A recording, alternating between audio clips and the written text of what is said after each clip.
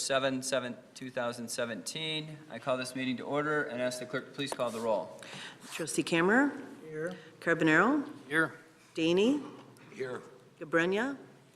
Here. Hopkins. Here. Reinke. Here. President Wallace. Here. First item on our committee of the whole meeting this evening is under Planning and Zoning. Chairman Hopkins. Thank you, President Wallace. We have one item under Planning and Zoning tonight, which is the Jacaranda Subdivision. And with that, if Mr. Plonzinski could take us through this. Thank you, Trustee Hopkins. First of all, I'm going to say that this development is one of the oldest ones that we've had on the books that has not been developed. And Roberta Grill from our staff worked diligently with Greg Berna from U46 to bring this project back to light.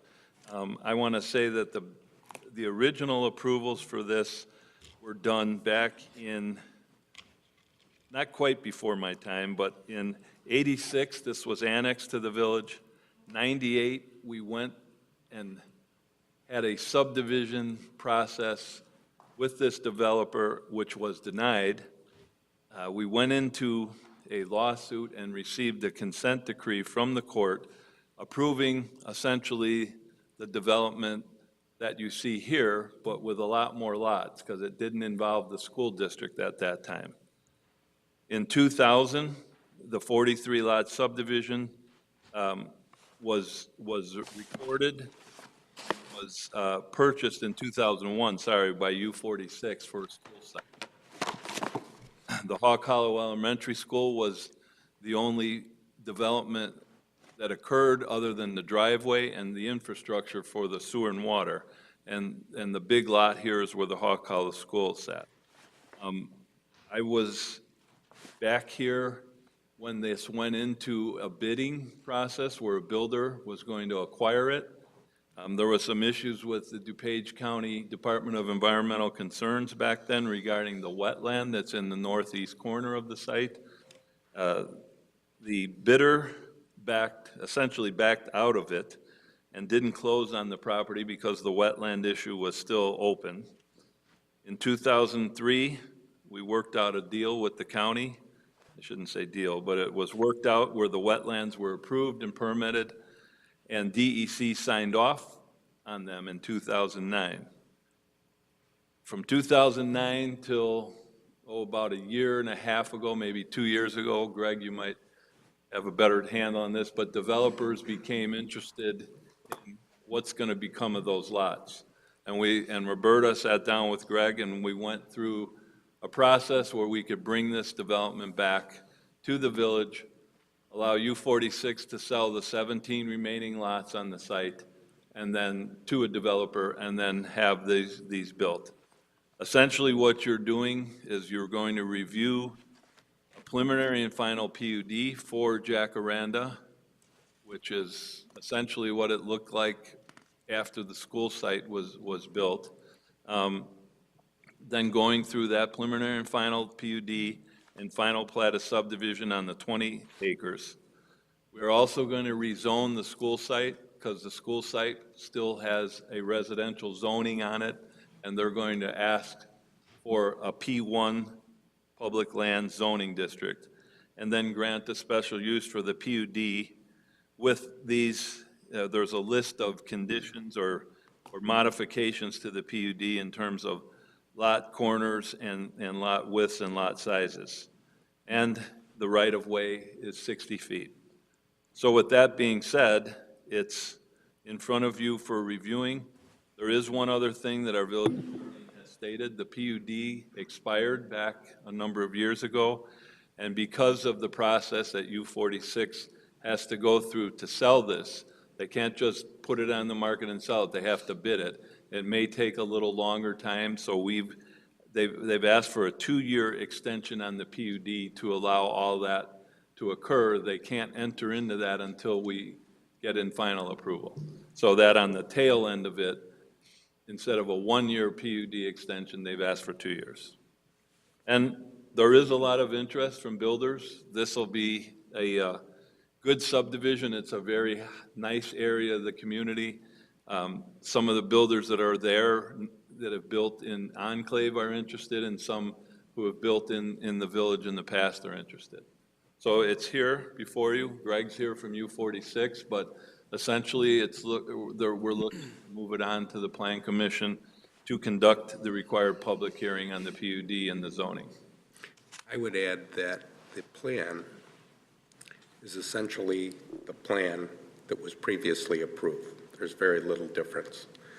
And those modifications as part of the PUD that would otherwise be variations were in that prior ordinance. They were also in the consent decree. So there was a lawsuit filed. This was an old nursery site. We had the complaint dismissed 3 times, and they decided to settle. And that settlement required a public hearing on the terms of the settlement. And that was approved.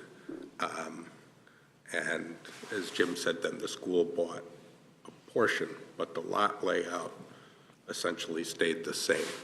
And part of the issue that came up in part of the settlement, and subsequently we had to deal with the wetlands that took some time, and the county changing their wetland requirements in the process that they were going through. So there's an intergovernmental agreement where U46 took care of the mitigation on the wetlands, and that has since been approved. So it's essentially the same plan. It's just that it expired, and this is necessary. Any questions from the committee?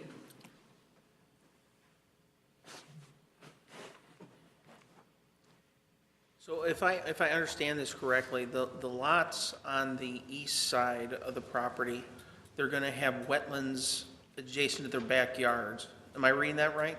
The wetland, I don't know if you can see it on this plan, that's why I put it up there, but the wetland's up in this northeast corner, and if this works, there's an outline up here. There, the wetland's essentially in this area. Okay. And this really isn't wetland, but it is open space, but this is the key wetland that the county was interested in preserving and maintaining. And that's all been permitted, and DEC has signed off on it since 2009, right, Greg? Yeah. So it's not been really touched since then. But the people that buy those homes, then, they're not going to have a swampy area in their backyard, are they? No, it's not going to change. I don't, in terms of it's going to remain a wetland, and I think it's not a constantly, it's more of a seasonal wetland than what I would call like a wetland pond. You go back there now, it's going to have water in there, but in the summer when it was dry, it's not wet. Is that where all the storm sewers are going to drain to? No, the storm systems are over.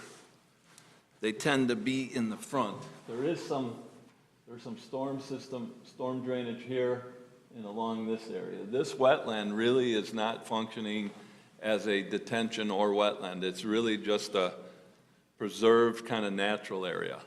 And the county started doing that. They don't want to combine those much anymore. So it's really going to be more of a natural area. Normally, they're just getting started. This is an established wetland that's gone through the whole mitigation and the burns and been maintained for that period. So it really will be untouched, and there's buffers and things that the builders has to stay away from. So this is actually a completed one as opposed to what we're usually looking at where they're working around it and things drain differently than on paper. But really as Jim pointed out, those separate detention areas, they're separate and apart from this wetland area.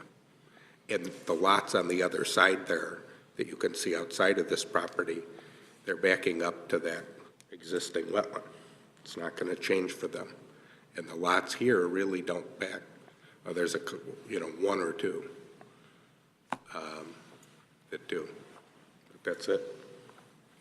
Were they required to submit a topo? I don't see one here in the packet.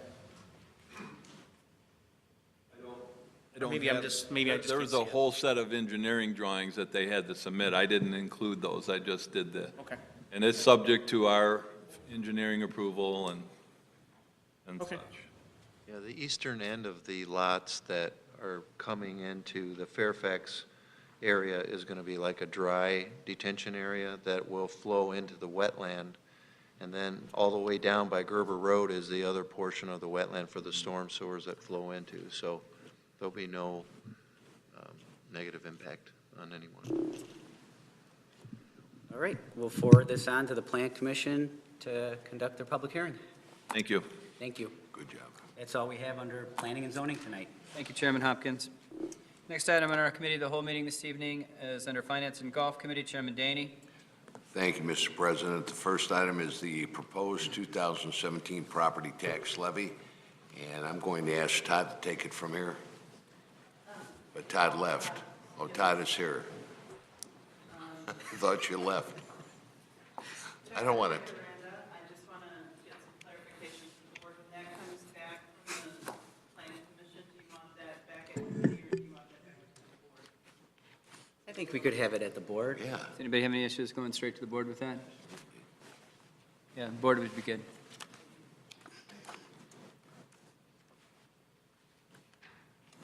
Thank you. I'm going to get Jim to switch me over.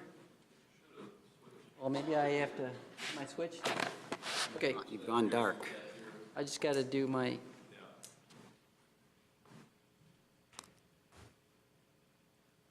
All right, thank you. Thank you, Board. Again, tonight is the proposed property tax levy. This was, I'll just get going. This was set in our budget that we approved in April, and it covers the general fund, it covers principal and interest for our debt service, including the new police bonds, and it includes our contribution to the police, the required contribution to the police pension fund.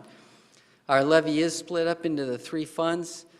Cook County, about 39%, DuPage, 61%, and then Kane County is just 0.22% right now.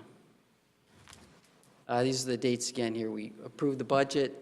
The budget year starts. In the fall, we have these hearings. Then we collect it, started in March with Cook County. This is normally the chart that we see. This is the current year levy compared to the prior year's extension. Now, the key word is the extension. That includes the loss factor that the counties add on. That's 3% in Cook County, 1% DuPage County, and 5% Cook County for debt service. A truth in taxation number then would be that minus 15,421 or a negative 0.2%. That only covers the general and the police pension, not the debt service. But for our purposes, what we're concerned in, total increase 167,000, 1.55. I threw in another one. This is a bonus slide. This is actually showing the levy compared to the levy without the extension. And that shows 122,000 increase in the actual police levy, 256 debt service for a total of 378, total 3.59%. Debt service levy, we did refund the 2007 bonds, fire station bonds. So we've got 2016 police bonds and the 2007 refunded bonds on there. Total $3,122,000. Here's we always talk about when did we increase it last. This is the list, and we can post this or we'll get this to you. But this has got from 2007 to the 2017 the general fund levy, police pension levy, debt service levy. You can see general fund levy was increasing from 07 to 08, 9, stayed level, went up a little bit in 11, stayed there for a couple of years, then started going started going down a couple of years, and then it's been the same. This would be the fourth year in a row it's the same. Police pension went up, went down a little bit. For a couple of years, there was some changes in the calculations in police pension, the way the required contribution was calculated. That's when it went down. We reduced our interest rate 1 year, and so that's where we end up now, $1,377,000. And then the debt service levy, there's the activity for the debt service levy. You can see where we issued the road bonds, 2012. We kept it flat by abating some of the bonds with debt service funds. 2016, we issued the police station bonds. Here's the assessed value history. Cook County was on triannual, so Cook County was up almost a little over 17% this last year. That was pretty big. I'm just estimating 5% next year. Cook County will be, back down because they do the 3 years. The EAV doesn't really affect us as much since we're not tax capped. We don't try to pick up the new construction and things like that every year like the tax cap units do. So as far as the rate goes, 38.85%, that was the burden of Cook County last year. It could go up this year because of the 17% EAV increase. I'm estimating 1.09. That's down from the 1.112, so down just slightly. DuPage County, 0.96, down from 0.97. The total rate then is down just slightly.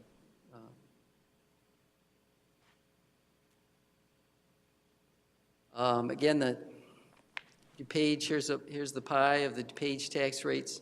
Bartlett is, the village of Bartlett, 9.75% of the total last year's bill, 2016 bill. Cook County rates 9.5% of the total. You can see the piece of the pie, the big green piece there. I'll go back. There's DuPage, 63% schools, and drops down to 58%. Cook County is kind of interesting. You look at the different counties. That's it. I'm done already. No, so if you got any questions on that, we are going to advertise the public hearing tomorrow, so we can have the public hearing on the 21st. That's when the board will review the estimated levy, then adopt the levy the 1st of December, and the levy needs to be filed by 4th Tuesday in December. Somebody came up with the 4th Tuesday of December for the counties to collect it for us. Any questions on the levy? It's a little day after Christmas present. Right. The clerks get to work while we're all vacationing between Christmas and New Year's.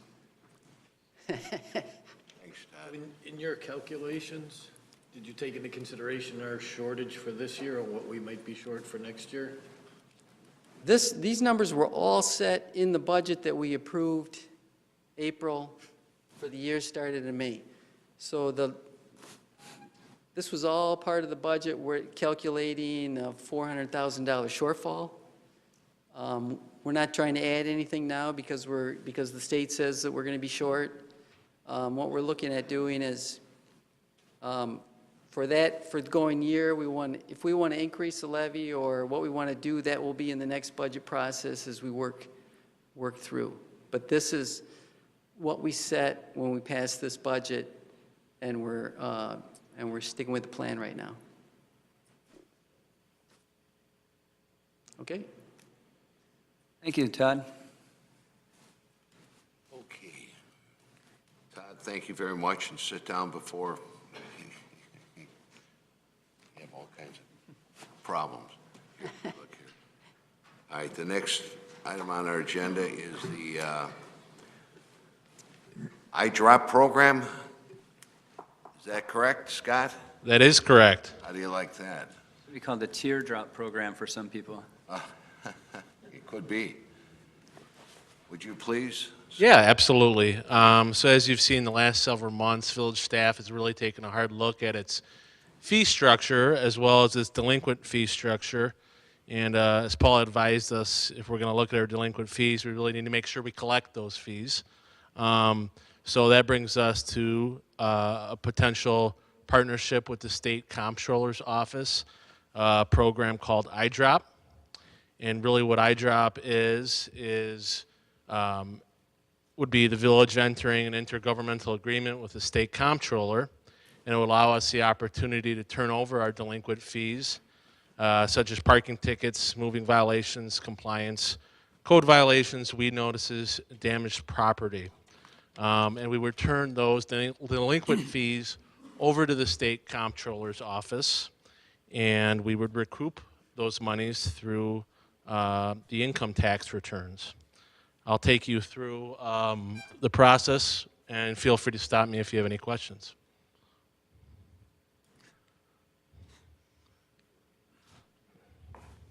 What's that? Okay, so really what will happen is, should the board choose to proceed and we entered into the agreement, we would take all our outstanding debt claims, we would submit those to IDROP.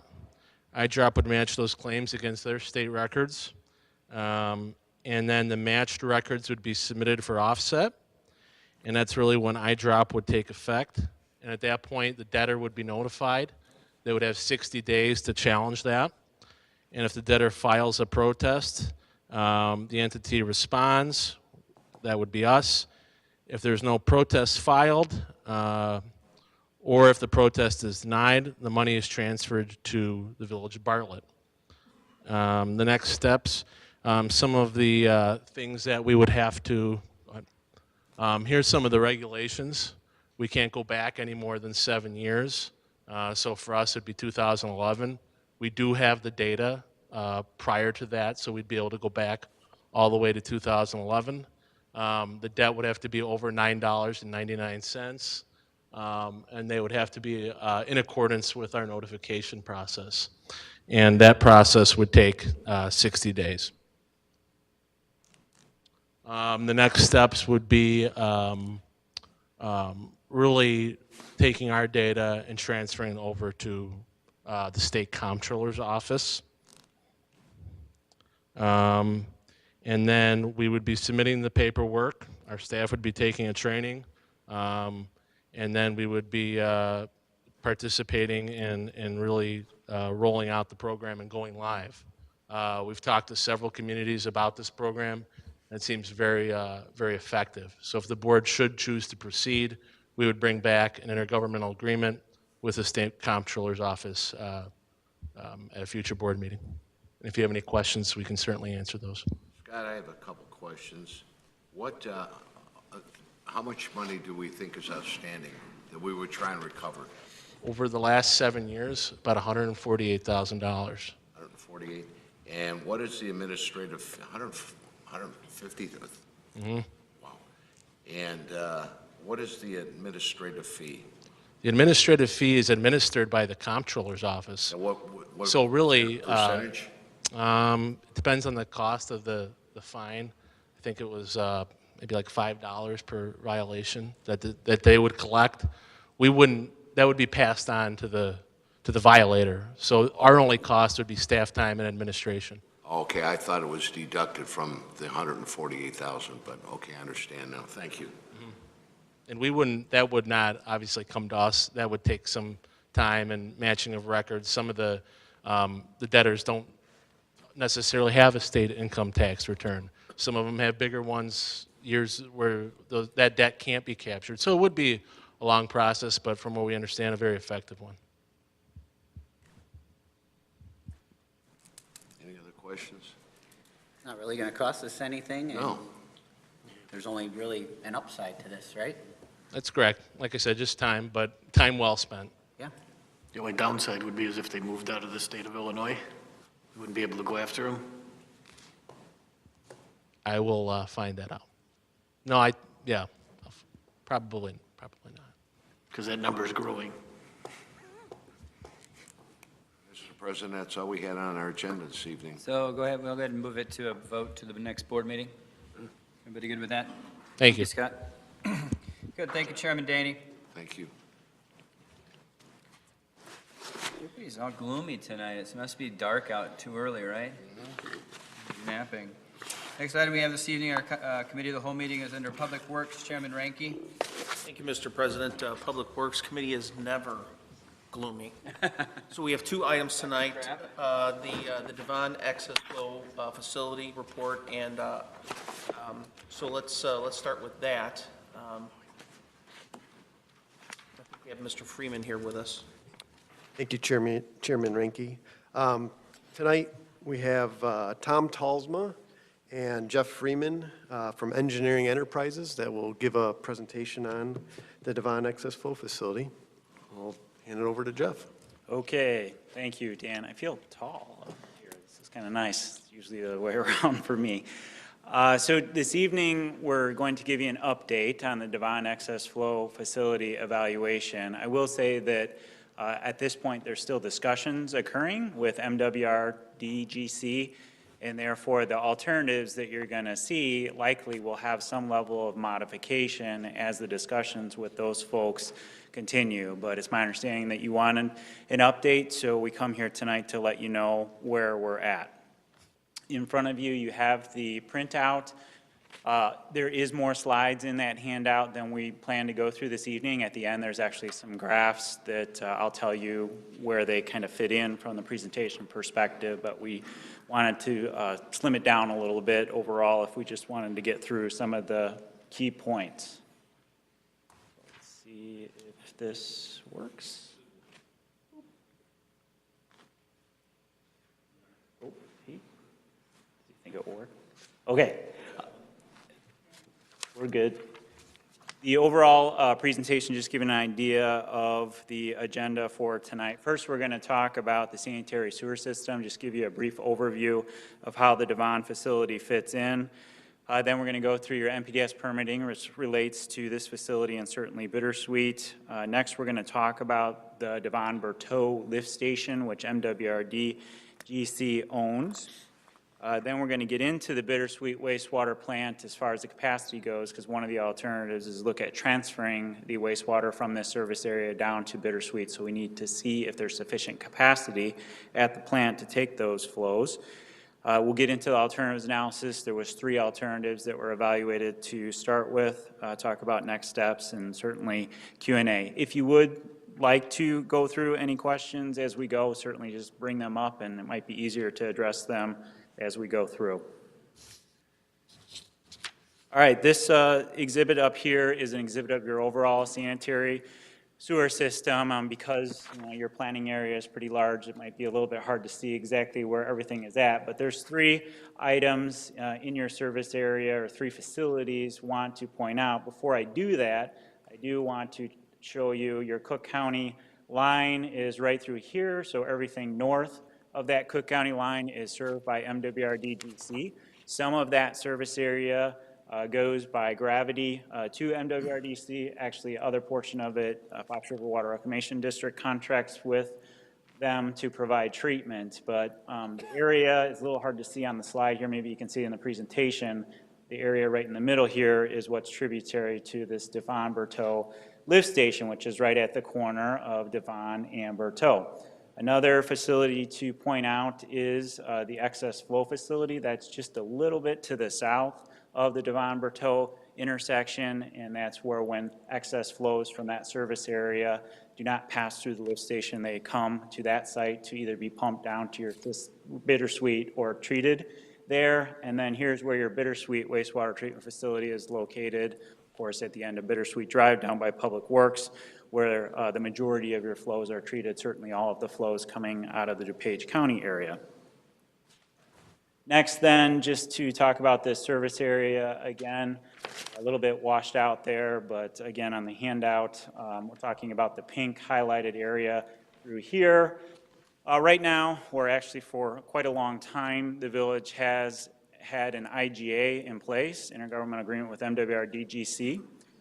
The IGA states that the lift station at the corner of Devon and Berteau will accept or pump up to 1.5 times the base flow. So essentially, you take the typical normal domestic wastewater flow coming out of that service area, and then they did a multiplier above that of 1.5, and that would set the peak flow.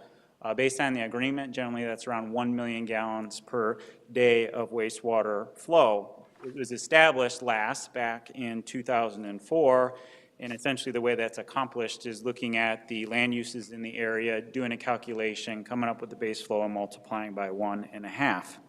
At that time, in 2004, an estimate was done to look at what maybe the build out of that full service area would be, and it estimated to be about 1.15. We did that calculation for you based on the current development in the area, and we think it could be moved up as high as 1.2. So 0.95 to 1.2 is good. Unfortunately, it's still significantly lower than the amount of flows that are coming out of this area. Please recall that, in the IGA, then they pump whatever they can essentially through that system. The IGA could say that it says that it could be restricted down to the 1 MGD. Any flows in excess of that would flow down to the Devon excess flow facility. A little more detail on the pump station. If you've been by that area, I'm sure you have. Perhaps maybe you haven't seen it. Inside a fenced-in area is where the lift station resides. The facility for the longest time had 2 pumps in it. Each of those pumps were rated at 2,000 gallons per minute.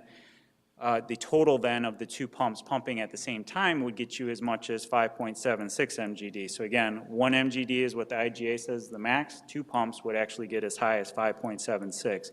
Typically, when you're talking about a lift station, you talk in terms of firm capacity. You take one of the pumps out just in case it was out of service to say what the capacity of the station is, and that would be the 2.88 MGD. Again, almost 3 times what the IGA says, but if a pump were to pump for 24 hours in that station, it could pass 2.88. MWRDGC did install a 3rd pump. When the lift station was first built, there was actually set up for 3 pumps to go into the pump gallery.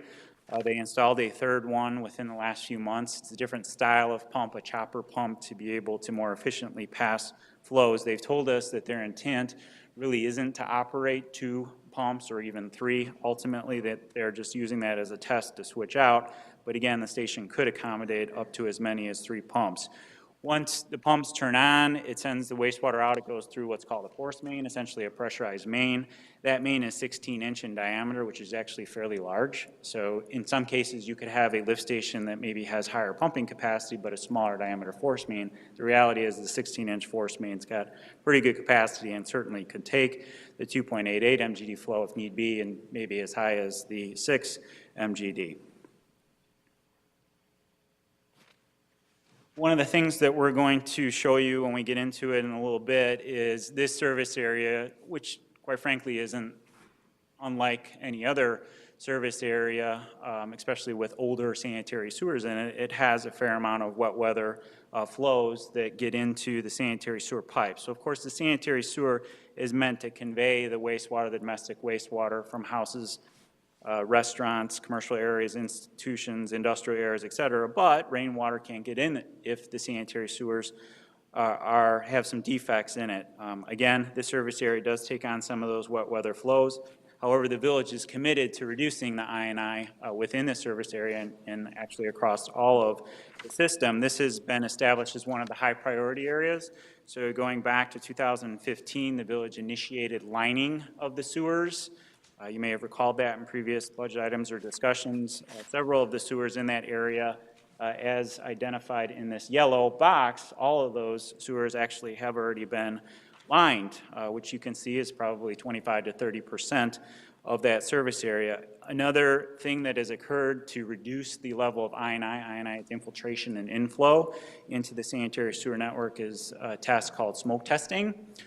And smoke testing was conducted in that area this summer, actually about a month ago, to identify where smoke comes out of the ground is where water typically gets in. So you can typically tell where the defects are by, again, adding smoke to the sanitary sewer network and seeing where they're at. We're still going through the data analysis. We are providing that work for the village, but we did find in one location that there's a storm sewer that's connected to the sanitary sewer, and that can certainly contribute a fair amount of the flows in this area. So one of the improvements coming out of that study will be to disconnect that storm sewer, which will reduce the flows to the lift station. The reality is while you would hope that you can get all of the I&I, that excess flow, out of the sanitary sewer network, you're never going to be able to get 100%. And in some cases, it's hard to even get 50%, because you could spend a ton of money and just kind of be chasing your tail. But the reality is it's something that is a good approach from an infrastructure management perspective. MWRD actually requires you to do a level of I&I reduction. You are moving forward in that regard. It can be part of the solution, but as far as the total solution, we're not sure that you'll be able to get fully there, hence the reason to talk about other alternates. All right, next then, getting into how this system operates. There's some pretty good hydraulics here that occur to divert flows either into the lift station or to the excess flow facility. The aerial on the left is the aerial. This is Devon and Berteau. And on the right side here, we just have a blown up schematic of how this operates. So here is the corner of your lift station, essentially the influent channel, and then the pump station, and this will be the force main coming out. And then depending on how much flow is coming through will determine if it can go into the lift station and be pumped or if it's going to be diverted. This manhole 62 is a critical structure because based on the restrictor that's in the pipe going into the lift station and the weir determines which direction it's going to go.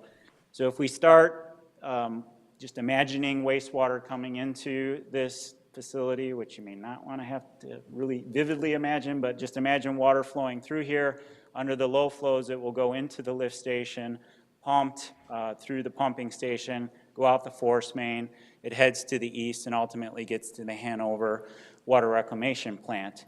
If there's wet weather flows that occur, and in this instance, maybe some larger arrows to represent that, as it gets into the system, and you're going to have domestic wastewater and wet weather coming into these structures from all directions, just to not have too many crazy arrows.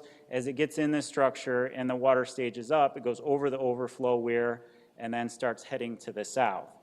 So this pipe heading to the south is, of course, going down to the Devon Excess Flow Facility. This is the pipe heading to the south, getting to the Devon Excess Flow Facility down there. Next then, if we get down to the Devon Excess Flow Facility, we can show you how things move around at this site, and it actually, depending on the flows, can go in a couple different directions, but it's important to understand how this operates to determine what alternatives can be developed for the solution. So as the flow comes to the south into the facility, it's first going to go into the excess flow pumping station, which is this facility. It will then be pumped up to the first flush basin, as you see it here. If the flows are still low, this valve is actually still open, and it brings the wastewater back to what's called the Devon DuPage pump station. So in this instance, we're not discharging from the treatment plant. We're actually then taking it out of this lift station, which has a service area around here that's taking domestic sewage, sends it through a force main, and sends it to Bittersweet. But at some point, when the capacity of that lift station is reached, which is about 600 gallons per minute, then the system has to go into treatment mode. So staff gets an alarm from the pump station, this Devon DuPage pump station that says we're at capacity, therefore they need to go out and close this valve right here, and now it's diverted into the treatment system where there's polymers added to the wastewater alum to try to do its best to treat the wastewater. Ultimately, unfortunately, the system is undersized. Sounds like you have a question? Yeah, thank you, Mr. Freeman. Unless one of the trustees has an objection, we have talked about this problem a great deal, and I feel as a board, we're very well educated on this issue. So if maybe we could go fast forward a little bit to the capacity analysis and then the alternatives. I think that's probably where we're ready to go if you are. Okay, you guys good? Skip through. Thank you.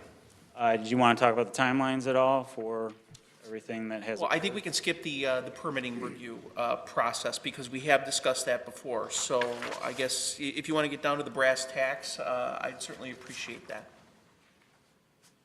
So the alternatives.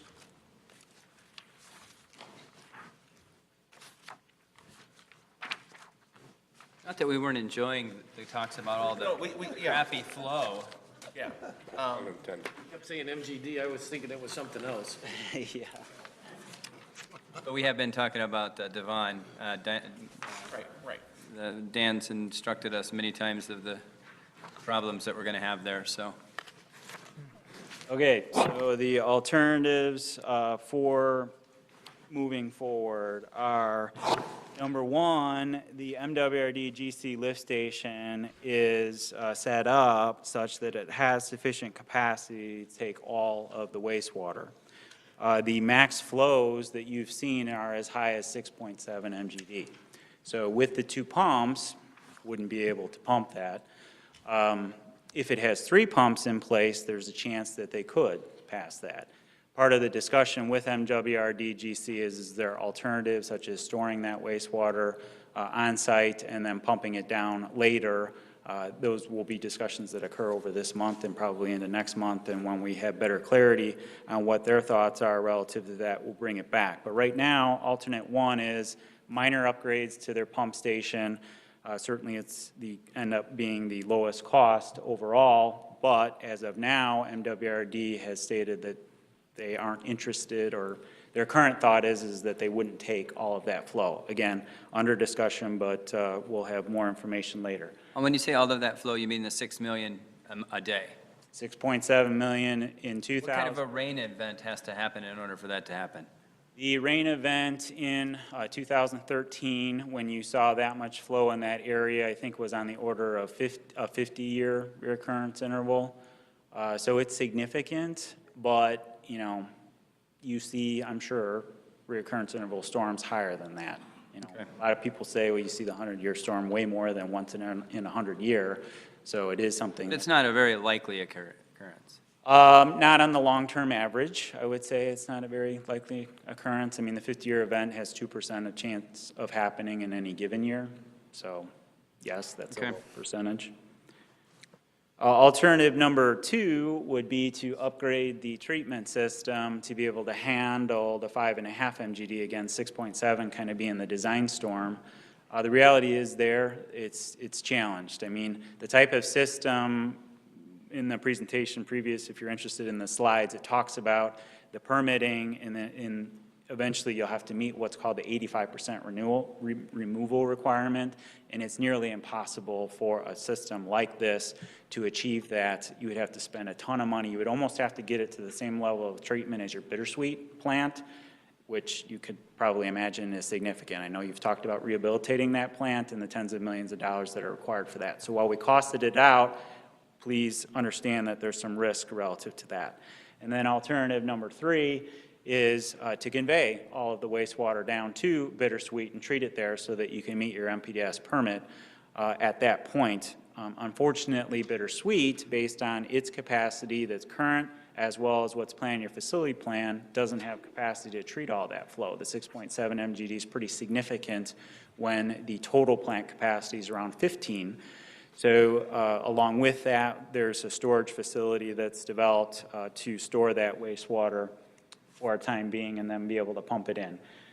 Getting into each one of those alternatives, you know, I talked about the evaluation and the improvement plans are listed there overall, you know, if you're interested in the detail. The next slide there is alternative number 2. Again, that's the treatment system at the Devon facility. Again, please, you know, there is some level of concern that it can accomplish the 85% removal. That currently is actually not in your permit. That's one thing that was revised as part of the IEPA process, but they had said in 2020 it's probably coming back. So they're going to, IEAP is going to change it back to what it was? They are, or at least that's what their public notice said. So the U.S. EPA essentially are the folks that were pushing the U.S. pushing the IEPA in your most recent permit submittal when it started back in 2015 to put this 85% removal requirement. It was the first time that ever showed up. Basically, it says whatever's coming in and whatever's going out better be 85% removal. In normal domestic waste, when it's just domestic waste, that's, I wouldn't say easy, but it's reasonable to accomplish that. But in wet weather flows, when you have storm water that's significantly diluting what's coming in, and you still have to get 85% out, you have to get it down to pretty low levels. And again, a satellite treatment plant like this, to be able to accomplish that, is very difficult. So when they revised the permits, that it was issued in 2015, Village discussed it with them over the last year, really, and they recently revised it. They took the 85% out, but in the public notice said that the IEPA has agreed not to object this time, but in 2020, when it comes back, they likely will be requiring that 85% removal. So again, alternate 3 is to send it down to Bittersweet, evaluated essentially the capacity. As you might imagine, sanitary sewers are generally set up to convey the wastewater for the service area that it goes to it. And they are set up, you know, well for the service areas to the south of this area going into Bittersweet, but, you know, for good reason, to add another 5.5 MGD was not set up, the capacity of those sewers. Therefore, to convey the wastewater from Devon all the way down to Bittersweet, you have to go pretty far to find a sewer that has capacity. Essentially, this is Devon at the site here. Have to take a forest main all the way down to essentially the forest reserve, which is just west of the Bittersweet plant, before you find sufficient capacity in the sanitary sewer network to convey that 5.5 MGD. So the costs are as listed here. Alternate 1, like we said, rehab for the facility, current thought, but there's likely a 1A there after we talk to MWRD, GC some more and see if they are willing and able to take some more wastewater. Alternate 2 is upwards of $9 million. Again, that's the treatment system that we talked about. And then alternate 3, if you have to put in the storage system, which was on the previous slide, then you have to have the ability, because you can't send all that wastewater down to Bittersweet, you would end up violating your permit down there, to put in an 8 million gallon tank to hold that wastewater, which has its challenges as well, because you're holding wastewater in an area that most likely is unaerated for a couple days. There's residential on the east and west side. Probably not the best alternative either, is on the order of $13.5 million. If MWRD is able to take more flow overall, maybe we can find a happy medium, and you take out that storage facility, then it gets down to 8, but 8 is still quite the investment. So on the side here, we talked about I&I initially, I&I reduction. That would certainly be part of the program as far as trying to reduce those excess wastewater flows in those areas. It's really something you should do even without this, across your system, because you're treating, extra wastewater, you're paying for MWRD to treat that wastewater, whoever is overall. Again, the overall scenario here is to continue the discussions to see which one of the variants here make the most amount of sense and find the most cost-effective alternative. Next steps then, continue those discussions with MWRD, select those alternatives, finalize the report, design and construct the solution, and like I said, reduce the I&I. Did put together a couple implementation plans because there are timing issues that the one slide was meant to show you.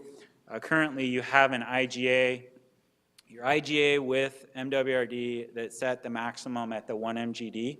You did end up revising that. MWRD was very good about understanding that the village needed some time to work through this process.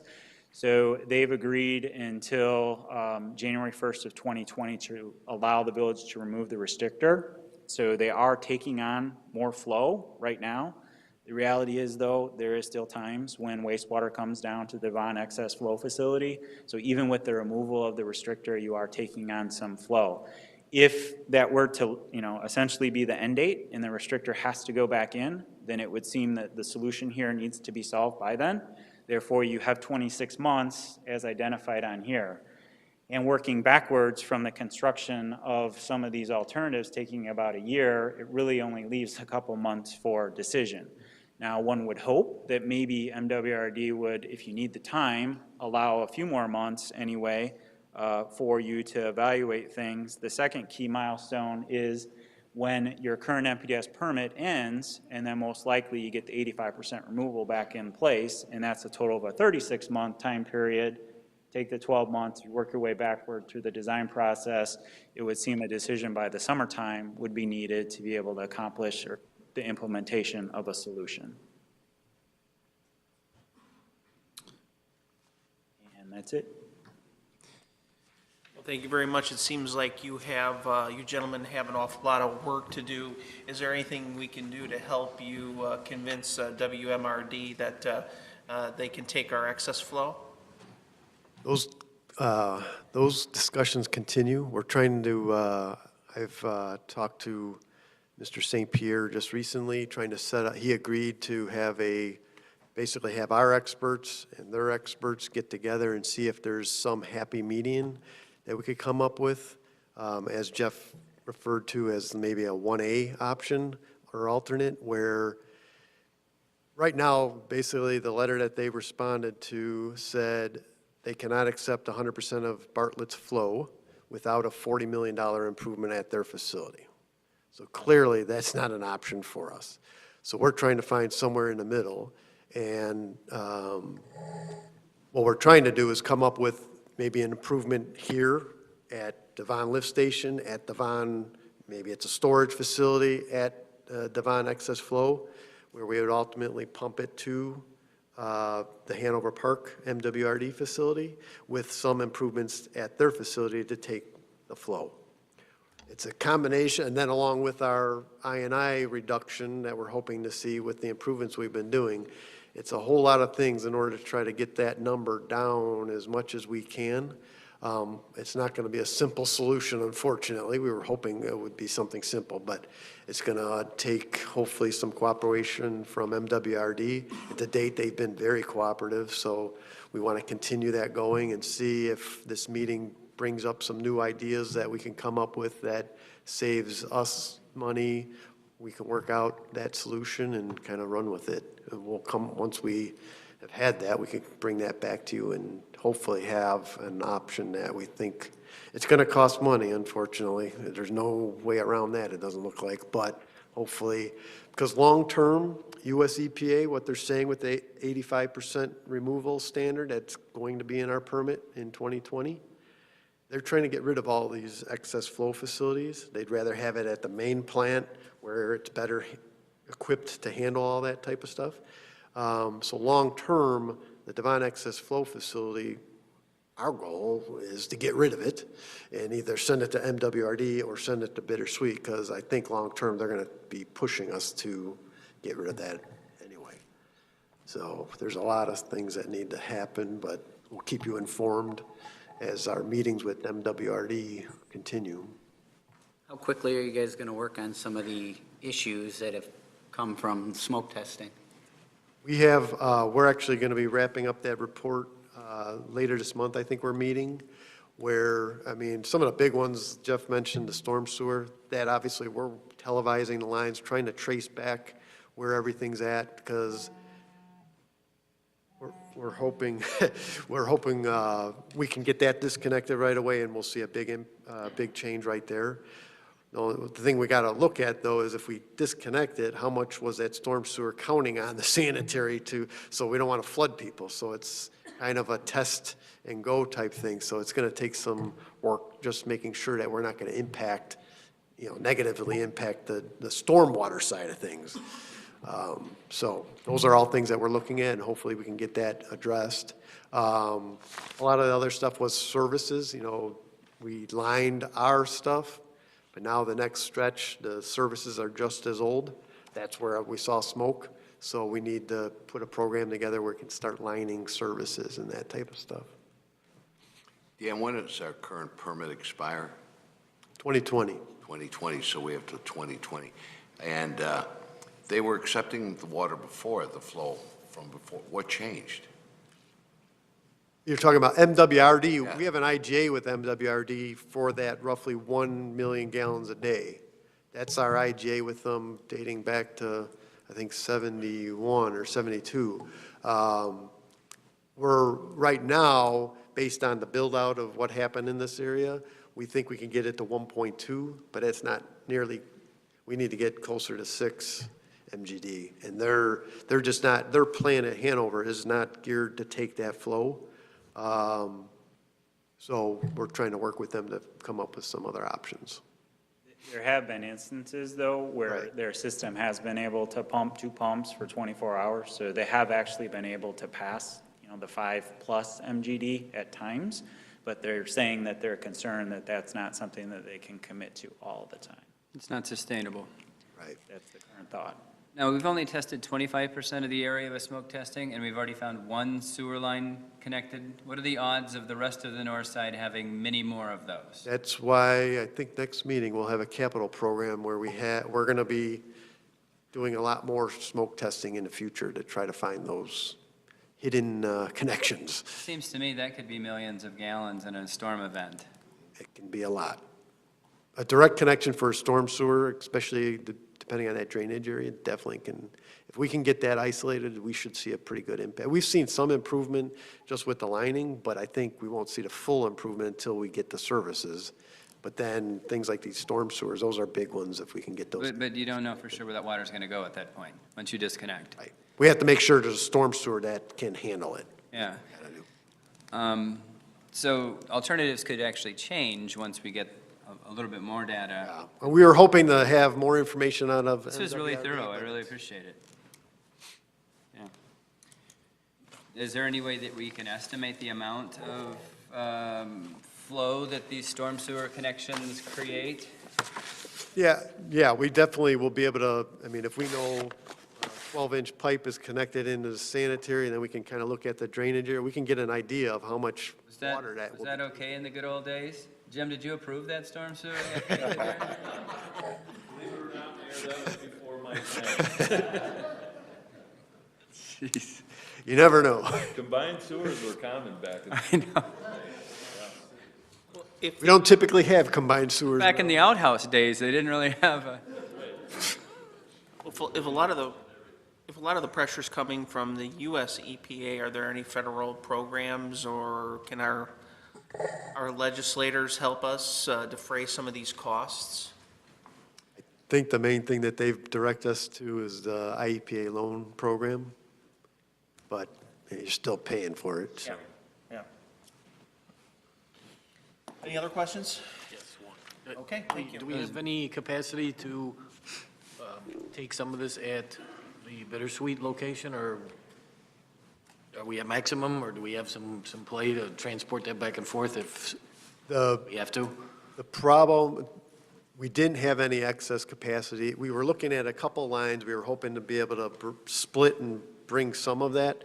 Unfortunately, there's not much excess capacity there, which is I mean, when you size a subdivision, you're sizing for what's going to be there. You don't plan on additional. We were hoping we would be able to get some. So unfortunately, we have to be able to pump it down far enough, basically to south of Stearns, just shy of the plant, before we can get capacity to dump it into the sanitary sewer. So it's a pretty long force main. It's an option that may still be out there depending on whether we're able to work something out with MWRD.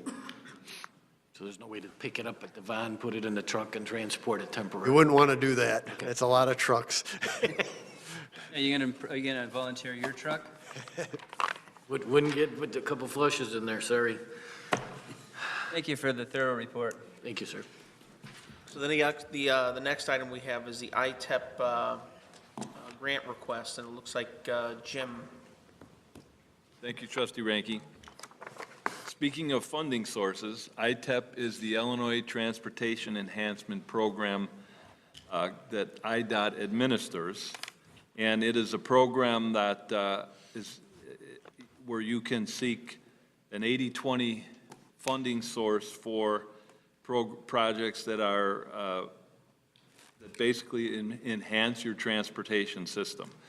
This our initial work on this started out when we had some discussion on the Metra platform realignment. We discussed some of the opportunities for funding of the realignment of that program with Metra, Congressman Roskam's office, and they gave us the direction to seek the federally funded program that is run through the state to assist for this type of thing. The platform realignment is considered a bicycle pedestrian facility category because it improves commuter and pedestrian access. Tyler, from our management analyst, who's shares by Public Works and the Community Development Department, was diligent in researching this grant, and the maximum award is $2 million. When we researched the amount of and cost estimates we had for the platform realignment, we were in the $3.5 to $4 million range. So even if we got the full ITEP grant, we would still have to come up with about $2 million to do that platform realignment. Subsequently, we came in, our town center TOD plan recommended as part of our overall downtown pedestrian-friendly environment goal is to do work on renovating the existing crosswalks, curbs for ADA compliance, and installing mid-block crosswalks. This also is eligible for ITEP program. You can apply for both grants. Both applications would be due on December 2nd. This one has a much less price tag. This project is estimated at about $106,000, and our portion would be approximately $21,000. In light of the ability to probably fund the crosswalk program, we believe that it's a good project to submit at this time and maybe hold off on the train realignment platform project. So we're recommending applying for the crosswalk striping, ADA compliant ITEP grant, and then with that we would need to pass a resolution of support that could be on your board at the next meeting. And I will try to answer any questions. We did a lot of research. There's not a lot of money out there, but what is out there is something that we can probably achieve to get this grant. So if we're talking about our portion being $21,200 approximately, when would we spend that money? Tyler, the grant is due December 2nd, and Tyler, in the award, go ahead. The grant is due in December. We wouldn't hear back from an award until the end of April or so. So it would be, we would start be able to spend money probably next summer if we were awarded and went next through. Fiscal year. Yeah, So it's so relatively. next fiscal year. Okay, so it's relatively soon, but next budget year. And we would also apply for other grants to supplement our funding source as long as it's not another federal grant, which I'm looking into. Any thoughts or questions from the committee? I just, if this ever came to fruition, how long would something like this take? The crosswalk work? Yes. I don't know, we'd probably do it in a couple of months. I mean, striping is, we've got the cost estimates, we know how much it costs. We'd have to obviously bid out a contract to do the striping work, and then also the ADA compliant curb work would have to be bid, and we've got a good handle on what they cost and what the specs are. So it would be probably a summer project, maybe into the fall. So we are talking about a deficit. Is this something that we want to invest in at this time? I think to make things ADA compliant for $21,000 in our downtown area, I think it would be money well spent. Because it's sidewalks and contiguous to the road, we can use MFT money for the 21,000. Tyler and Jim did allude to 2 other grants that we are pursuing to cover that 21,000 as well. Yeah. And they are pedestrian safety type grants. Especially if it's MFT funds. I agree. Just one question. I don't remember approving any plans. Where did we come up with $4 million for a platform? That is based on discussions we've had with Metra engineers who do this kind of work, and it's, What plans did we give them? we didn't give them plans, we discussed estimates with them. And when they gave us, you know, I mean, these guys build platforms, and they say, this is what it's gonna cost per linear foot. To do a full-fledged engineering study to do it, we didn't hire an engineer. We used that Metra engineers platform estimate. There's some movement of telephone poles. There's some cross connections. There's early warning systems, all those types of things. And you start adding that up, and it comes to 4 million. And that's. Without any plans? What's that? Without any plans? We want to put a platform, what do you do, look it up in the book, give you a $4 million price? There's no plans. How do they even know what we're making? What's the square footage of this platform? How many lights? They're going on based on what the platform that we had there, and they're going on their expertise as engineers who do this kind of work. I mean, if we wanted to do an engineer's estimate, we would have to hire somebody and prepare a detailed cost estimate. We didn't do that because. Even though I agree that we should wait because we don't have the money to match, I just don't, where are they pulling this number out? $4 million with no plans. What's the color of the brick? How many windows does it have? I mean, really? All those kinds of things, when we did this platform, those are the kinds of things that we had to Platform negotiate. that's on the west side of town cost us $4 million? All it is paver bricks and 2 igloos we got from Roselle that they were gonna throw out. And $4 million? We negotiated all those upgrades with Metro when we did that platform work. And how much was the cost of that platform, which is nothing more than patio bricks and 2 igloos? I don't have the exact amount, but I could go and look it up, but it's expensive. I would rather we don't talk to Metro. They don't want to help us. We can't do the project without them, and I consulted with them throughout the whole grant process, and that's. Whose property are we going to put this platform on? What's that? The platform that we're going to build for $4 million. Whose property are we going to put that on? It would be in Metro right-of-way. Metro owns 50 feet from dead center rail, north and south. At 51 feet, that belongs to the village of Bartlett. We don't need to ask their permission. They don't want to help us. So why are you calling them and asking them for? Because it's their railroad and they have to approve, and we have to have an agreement with Metro in order to build They it. have to approve it, but they don't have to give us quotes on their guys doing the work. Well, gentlemen, as much as I hate to interrupt this conversation, maybe it's something that we could talk about later. Right now, it seems like we're focused in on going forward with the grant for the sidewalks and crosswalks. Is that the sense of the committee? Thank you, Mr. Chairman. Yes. Okay, so then I'll let you two talk about this at a later time, and it sounds like that's all we have for Public Works this evening. Yeah. Thank you. And We go get will, them, Tyler. We don't want to spend any money at all, so let's Right, make sure we get absolutely. the grants to pay our portion too. Tyler's good at getting grants. Thank you. Thank you, Mr. President. That's all we have for Public Works. Thank you, Chairman Reinke. That is it for the committee of the whole meeting this morning. I'll entertain a motion to adjourn. So moved. Moved by trustee Camer, seconded by trustee Deyne. Will the clerk please call the roll?